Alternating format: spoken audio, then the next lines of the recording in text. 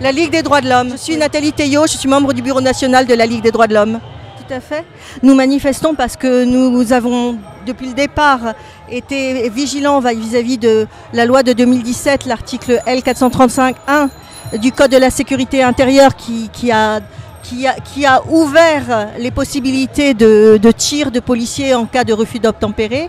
Et même si le texte précise il rappelle en fait la position de la Cour européenne des droits de l'homme qui dit qu'on ne peut utiliser une arme qu'en cas d'absolue nécessité et de stricte proportionnalité, pour autant il y a une liste de cas où il est indiqué que les policiers peuvent tirer. Et cette liste de cas donne l'impression aux policiers que finalement ils sont dans la légalité lorsqu'ils tirent, ce qui n'est pas exact. Et nous avons aussi dit que ça mettait en insécurité juridique les policiers, puisque ils croient finalement qu'il est possible de tirer dès lors qu'il y a un refus d'obtempérer qui pourrait mettre en danger autrui.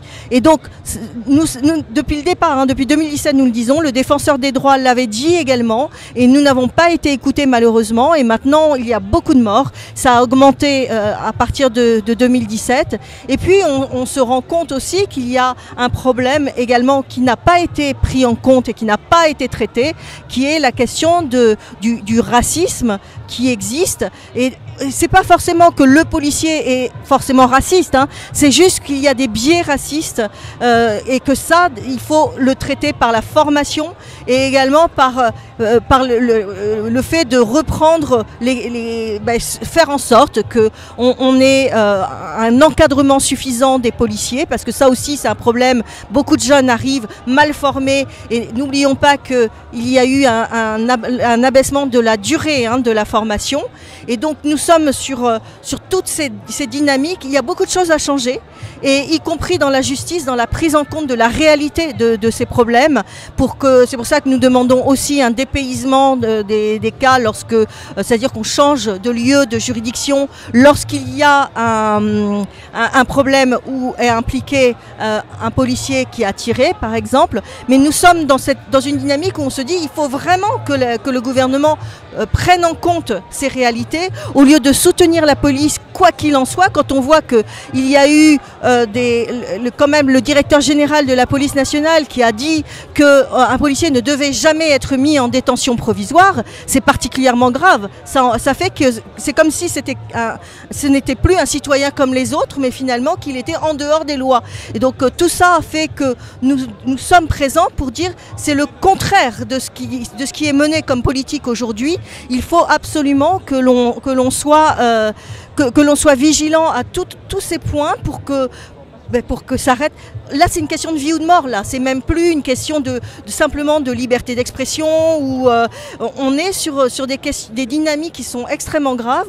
Quand on voit qu'il y a les problématiques déjà de contrôle aux faciès qui n'ont pas été traitées, où il n'y a pas eu de mesures pour empêcher les contrôles, mais au contraire, on a étendu les possibilités de contrôle et de façon parfaitement tellement large que c'était laissé à l'arbitraire policier.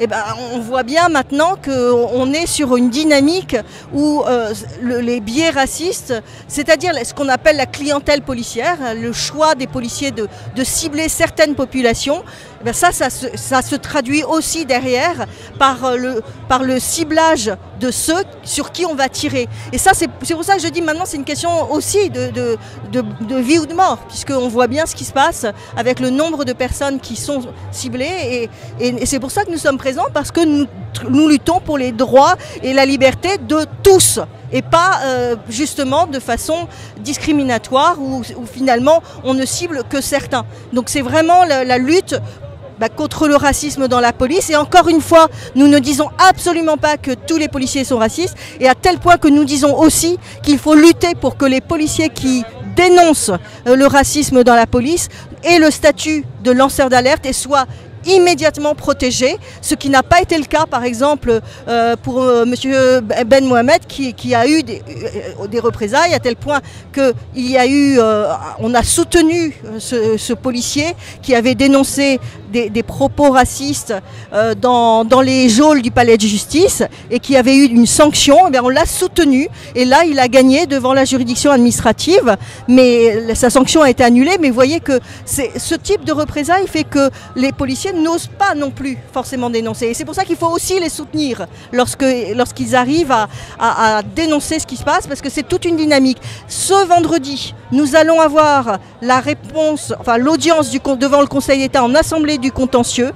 Et il va y avoir la Ligue à porter avec des partenaires la question du matricule, c'est-à-dire de la possibilité d'identifier le RIO. Eh bien, on a demandé avec l'ACAT, le SAF et le SM, le syndicat de la magistrature et le syndicat des avocats de France, nous avons demandé à ce que le matricule soit visible en tout temps, c'est-à-dire d'une épaule à l'autre et partout, et puis que ce soit réfléchissant la nuit, bref, qu'on puisse identifier à chaque fois le policier qui soit justement dans toute situation, et que de ce fait, il puisse y avoir une responsabilisation de chacun. Parce que c'est de cela dont il s'agit aussi. L'impunité, elle vient souvent de l'absence de preuves. Et donc ça, c'est un combat que nous avons mené. J'espère que nous allons gagner devant le Conseil d'État. Donc ça, c'est ce vendredi. Et il y a d'autres associations qui ont porté la question du contrôle faciès. Ça va être à la même audience. Donc vous voyez que là, je trouve que c'est important que le Conseil d'État se réunisse tout entier. C'est pas seulement 3 juges, c'est tout entier. Ça veut dire qu'on prend en compte le sérieux de ces questions et la nécessité d'y répondre vraiment de façon réfléchie. Donc nous utilisons bien sûr le droit pour essayer de lutter contre toute cette discrimination.